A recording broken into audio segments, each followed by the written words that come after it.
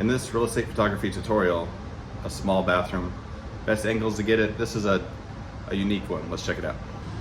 So as you can see, pretty much right away there is the bathtub, single pedestal sink, and it is awkward because you're straight into the bathtub shower and the sink is off to the left and the toilet is back there.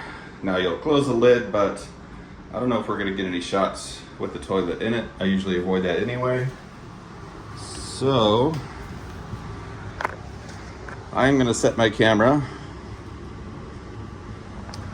pretty much right here, as far back as I can, because I want to get just like this. I want to get the sink and the toilet as much as possible. So I'll move my camera in and out.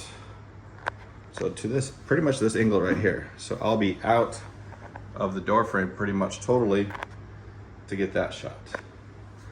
Then, that was an amazing shower, some good storage back there, and you can take that shot as well. I'll set my camera up straight back to the toilet. See if I can squeeze in here with it.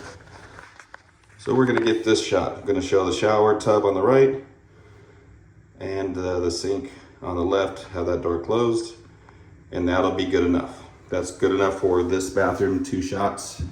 That's one more shot in small bathrooms than I usually take, but this is a unique one, so I wanna get 2 different angles so the client has an option of which one's best.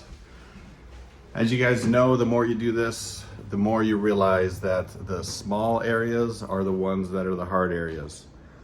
So be sure to like, subscribe. If you have any questions or if you run into any problems, you're wondering how to shoot something, comment below, let me know, and I'll try to do a video on it. You guys have a great day.